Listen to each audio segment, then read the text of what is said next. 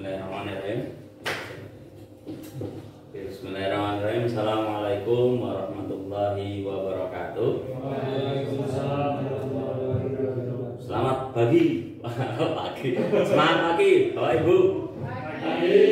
Alhamdulillah.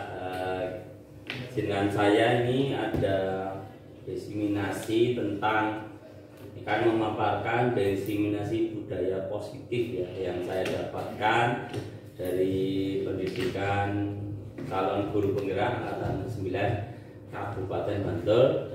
Nanti kita akan sharing-sharing bagaimana apa kedisiplinan itu dan bagaimana cara kita menangani kasus-kasus siswa yang sedang kita hadapi. Oke, yang kedua, dalam rangka menciptakan lingkungan positif, salah satu strategi yang perlu kita tinjau kembali itu adalah penerapan disiplin di sekolah kita.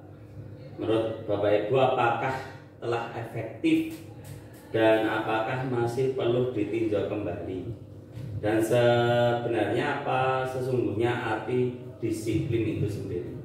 Ada pendapat Bapak Ibu? Disiplin sekolah kita itu menurut Bapak Ibu gimana? Penerapan disiplin gimana? Guru sekarang mungkin yang tahu Pak. Apa guru sekarang? Kira-kira enggak, penerapan disiplin di sekolah kita itu sudah baik atau belum menurutnya, dan apa faktor-faktornya? Menurut saya disiplin di sekolah kita itu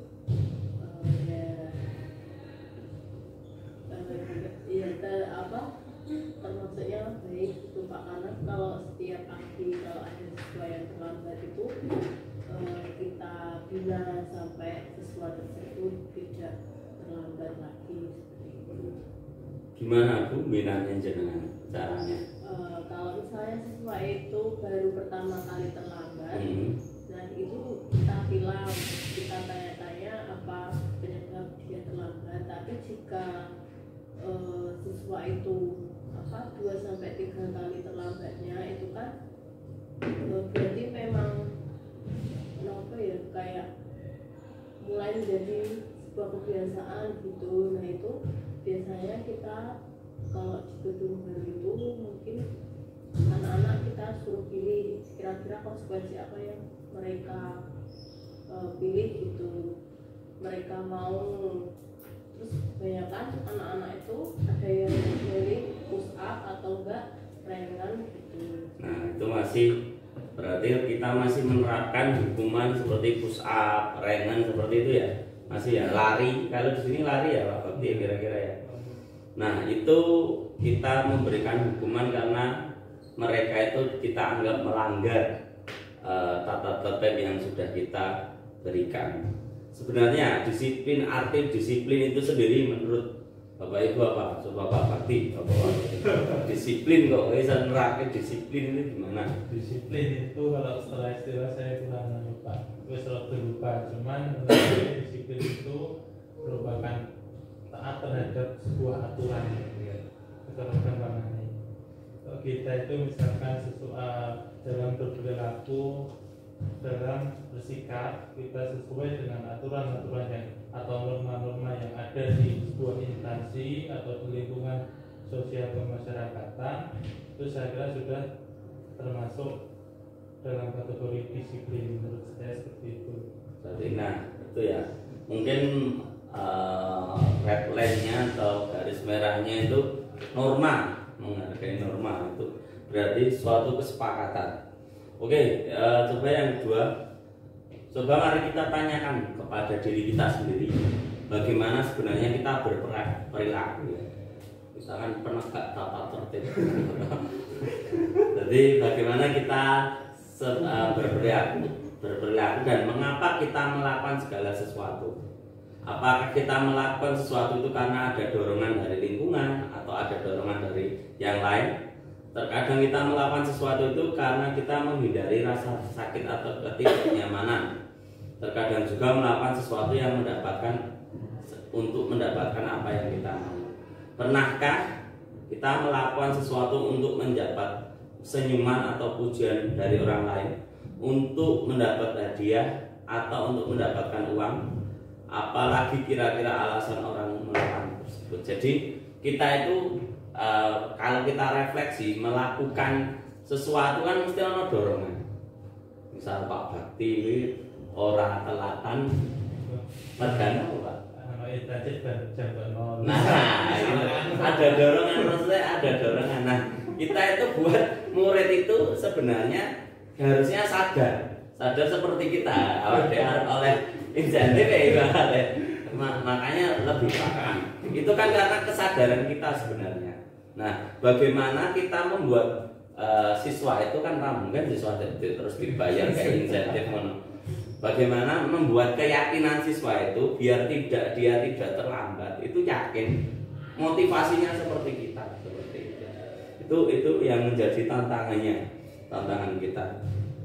Menurut Ki Hajar Dewantara, KHD, konsep KHD itu disiplin itu adalah dimana kemerdekaan, disitulah ada disiplin yang kuat. Sesungguhnya disiplin itu bersifat self disiplin, yaitu kita sendiri yang mewajibkan kita dengan sekeras-kerasnya. Tetapi itu sama saja, sebab jika kita tidak cakap melakukan self disiplin, wajib penguasaan lain mendisiplinkan kita, dan peraturan demikian itu harus ada di dalam suasana yang merdeka. Maksudnya dari konsep Ki Hajar Dewantara ini dengan disiplin itu sebenarnya yang baik itu ya yang berasal dari diri sendiri, karena tidak ada ketakutan. Kalau hanya rasa takut, misalkan Pak Bakti mangkat esok karena takut, itu berarti belum merdeka itu. Nah, Pak Bakti itu karena butuh misalkan itu disiplin itu karena kita sudah yakin. Jadi kayak saya saja misalkan, ya Pak Mukhtar misalkan itu berangkat pagi karena kita sudah butuh kan. Berangkat pagi itu memang kita butuhkan. Kita sudah sadar, orang perlu di oya seperti itu. Jadi kita juga mungkin harus harus mengubah konsep paradigma ini yang tadinya hukuman siswa itu jadi keyakinan mereka. Itu ada, nanti saya jelaskan lagi konsepnya posisi kontrol guru. Jadi guru itu ada, kita nanti akan belajar misalkan nanti posisi kontrol guru. Intinya guru itu ada beberapa posisi kontrol. Misalkan 5 posisi kontrol guru menurut Diana Gosen dalam bukunya Restitution of Turing School Discipline tahun 98 mengemukakan bahwa guru perlu meninjau kembali penerapan disiplin di ruang-ruang kelas mereka.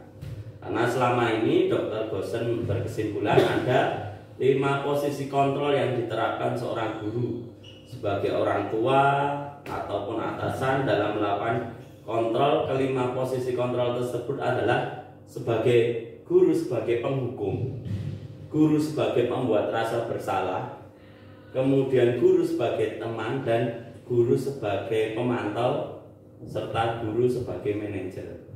Jadi kita punya peran. Guru itu ternyata bisa menjadi 5 peran ini.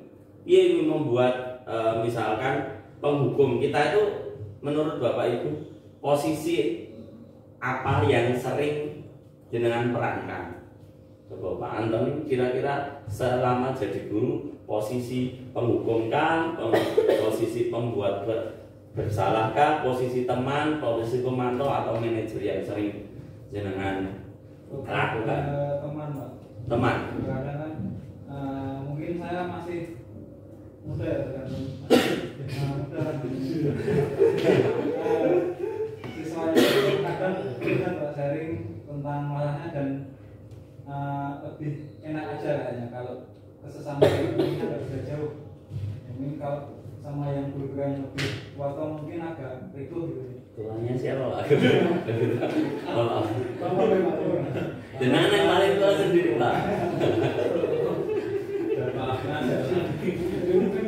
Anak itu lebih enak kalau curhatnya ke yang mungkin agak sedikit sebaya gitu.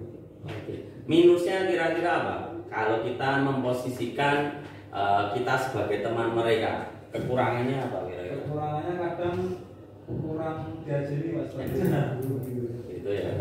Mana-mana kan gitu loh. Gimana bapak gimana?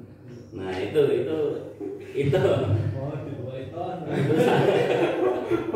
itu salah satu posisi ya kita kalau jadi teman kemudian oke, sekarang Bu Novita sering jadi apa dengan dari 5 posisi kontrol guru ini?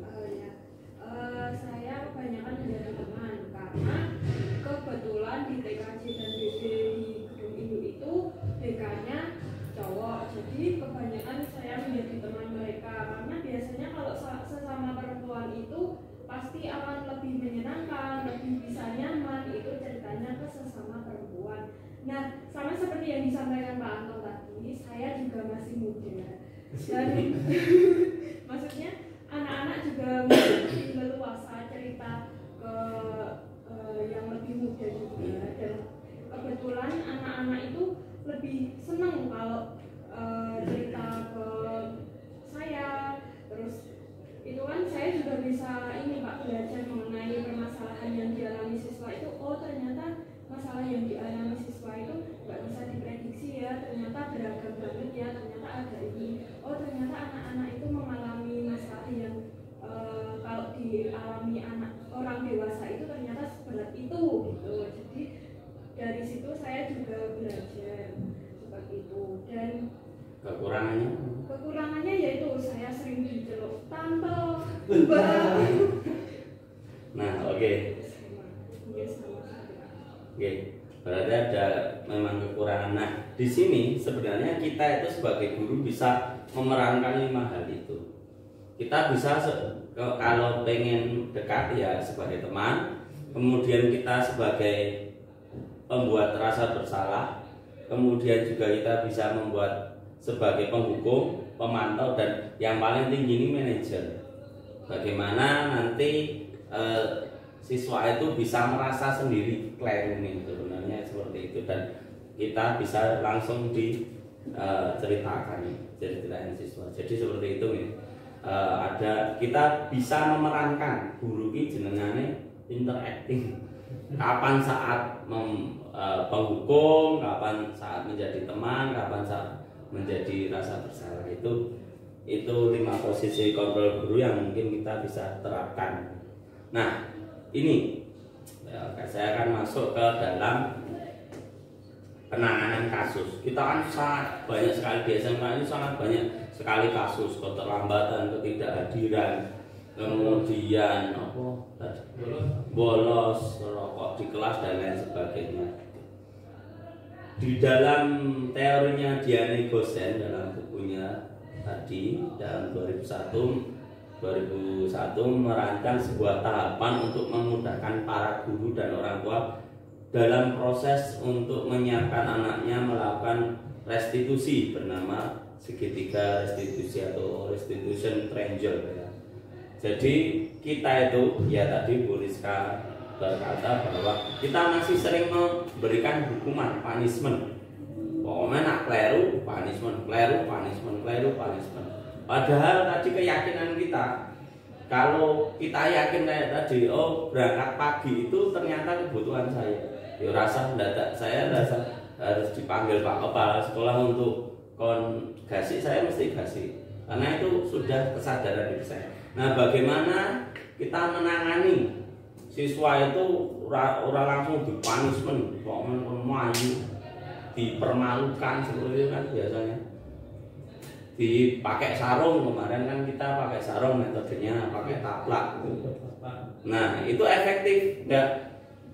Efektif. Nah efektifnya efektif, tetapi memberikan rasa trauma malu tidak pada siswa?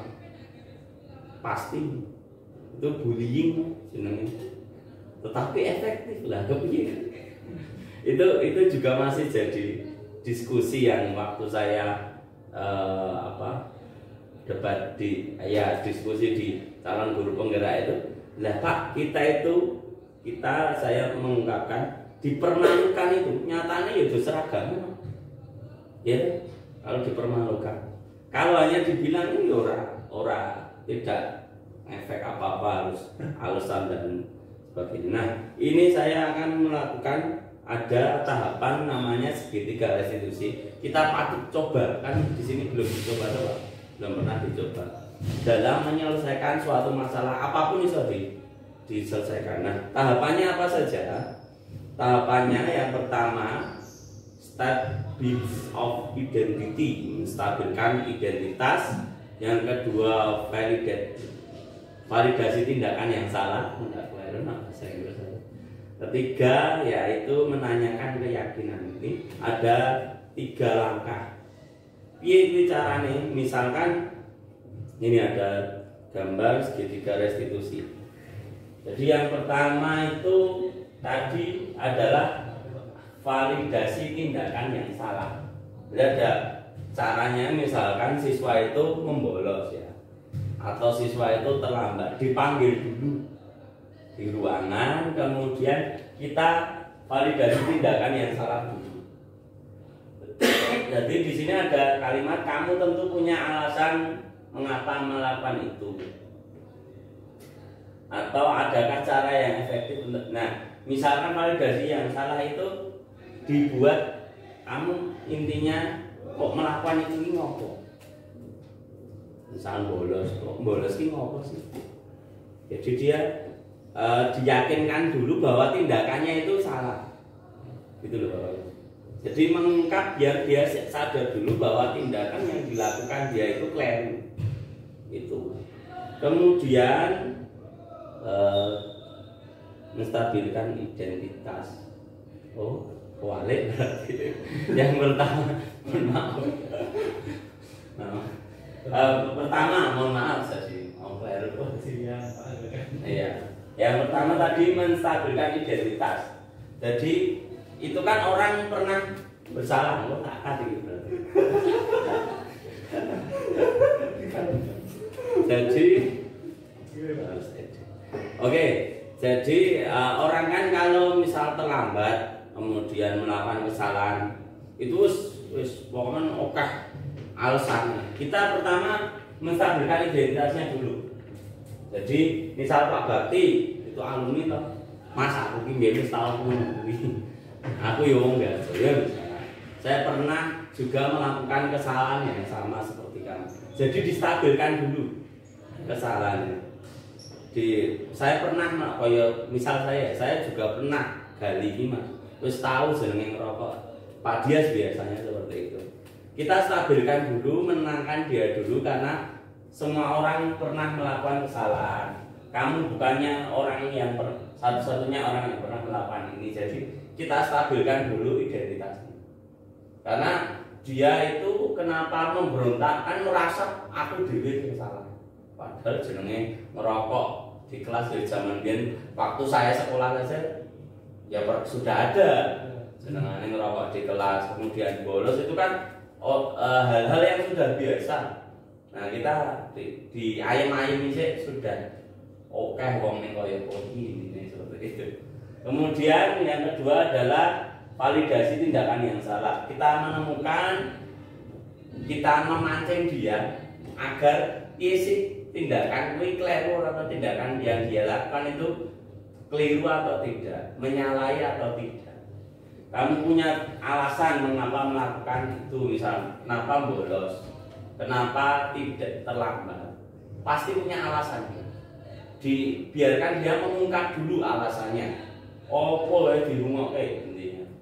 Kemudian kita juga bisa memberikan pertanyaan, adakah cara efektif untuk mendapatkan apa yang kamu butuhkan kira-kira. Misalkan dia suruh berpendapat 3 hari divalidasi tindakan yang salah.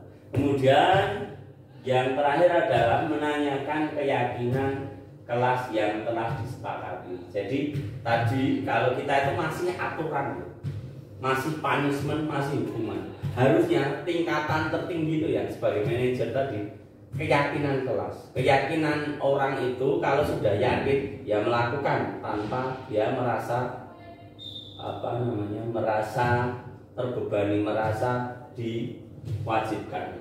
Nah, jadi bagaimana menanyakan keyakinan ini, ya dilihat kamu sebenarnya mau jadi apa, seperti apa, di seperti itu diungkap. Nah, saya punya contoh video ya, penerapan segitiga restitusi yang kemarin tugas saya ini. Ini hanya contoh, mungkin Bapak Ibu besok bisa bisa mencoba menerapkan. Ini cuma contoh ya. Jadi misalkan ini kemarin saya lakukan di Tegal, kasusnya adalah siswa yang membolos di kelas. Yang pertama saya tanyakan dulu yang tadi, misal yang tadi adalah menstabilkan identitas dulu ya tadi. Nah, yang pertama menstabilkan identitas, kamu bukan satu-satunya siswa. Saya yakin pernah punya kesalahan dan punya punya. Saya juga yakin akan ada titik tadi orang itu menjadi lebih. Nah, itu salah satu video ya, ini satu. Kemudian validasi tindakan yang salah, saya menanyakan kenapa bisa melakukan seperti itu dan lain sebagainya. Kemudian yang ketiga adalah tadi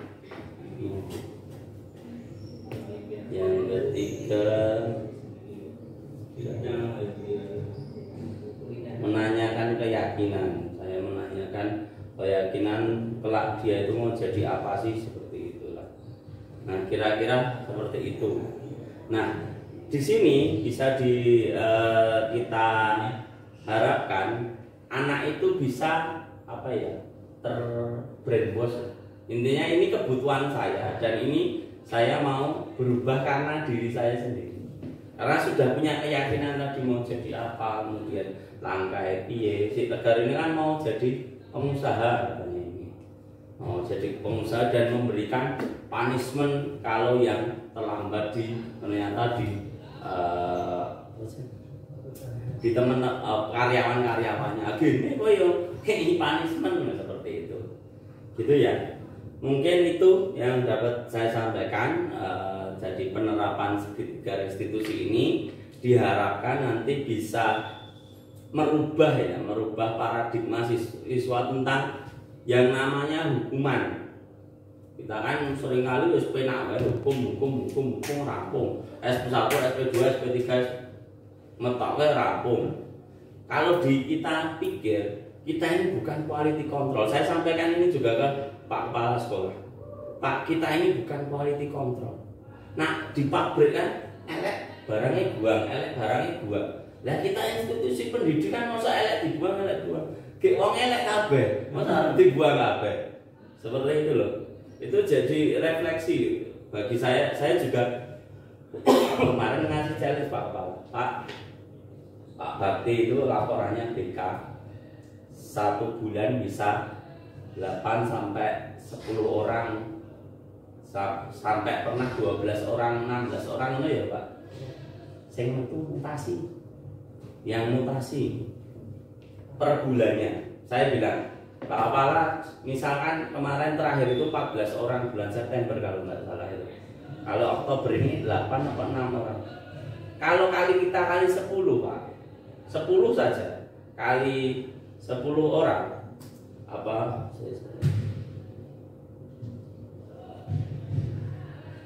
Kita kali 10 berarti kita sudah mengeluarkan 100 orang dalam 10 bulan. Kira-kira kepiye Pak? Kalau kita mengeluarkan 15 berarti 150 orang hilang dalam waktu 10 bulan. Nah, telung tahun piro? 450 wong dhewe kita keluarkan. Bayangkan. Itu seperti apa kira-kira? Mengeluarkan 450. Kuwi nek dihitung dari sisi matematika ya rugi banget. Sak gundule bayar 185 ya.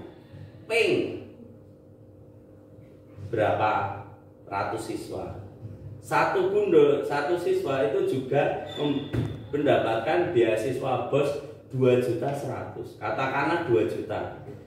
Kali misalkan 100 orang wis 20 juta, 200 juta sendiri. Kita hilang pemasukan. Makanya itu saya mengingatkan ada kita sendiri dan teman-teman. Untuk kemarin tadi juga waktu ada rapat BK kita sudah mensepakati juga kita jangan kesusu SP3, ojo kesusu SP3. Jadi SP2 diulur-ulur dulu saja, kasih pernyataan satu pernyataan. Karena tadi saya bilang gini, Pak, kita sudah SP3 banyak. Kalau di total berapa ada? Yang punya rekor SP3, Bu Tini, ada berapa orang? Banyak ya? Kalau SP3 yang kemarin itu sebenarnya mereka udah pindah. Kalau yang ini belum sampai. Belum. Saya bilang kalau SP3 itu kita keluarkan semua habis, Pak. Seperti itu. Makanya mungkin coba mulai dari sekarang, kita coba dulu nih. Kita restitusi dulu. Penerapan segitiga restitusi dulu. Kalau tidak berubah ya mikir lihat. Seperti itu. Oke, mungkin itu Bapak Ibu. Terima kasih yang sudah saya sampaikan. Terima kasih. Kita mencoba budaya baru, budaya positif. Tidak hukuman, semoga tidak kita mengesampingkan dulu hukuman. Kita coba gali dulu masalah mereka dan kita selesaikan dengan restitusi. Semoga bisa sedikit ya roda api sedikit. Terima kasih, sekian saya Ari Wassalamualaikum warahmatullahi wabarakatuh.